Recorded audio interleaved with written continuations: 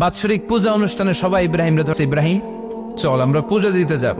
সাইয়েদনা ইব্রাহিম ফানাযারা নাযরাতান ফিন নুজুম, তাকালেন আকাশে আর বললেন ইন্নী সাকিম, আমি যেতে পারবো না, আমি অসুস্থ। আমি কি আসলে সুস্থ ছিলেন? তো অসুস্থ বললেন কেন? কারণ অসুস্থতা দুই ধরনের, একটা শারীরিক আর একটা সাইয়েদনা ইব্রাহিম মানসিকভাবে প্রচন্ড বিপর্যস্ত ছিলেন, অসুস্থ ছিলেন। এর কারণ গোটা উম্মত মূর্তির পূজা করে, এই দৃশ্য দেখে কোনো নবী মানসিকভাবে সুস্থ থাকতে পারে? উনি বললেন আমি অসুস্থ, তোমরা যাও। সবাই বলল ঠিক আছে আমরা যাই। ইব্রাহিম তুই আমাদের ঘরের মূর্তিগুলারে পাহারা দে। মূর্তি পাহারা দেওয়ার জন্য কারে পাওয়া গেছে?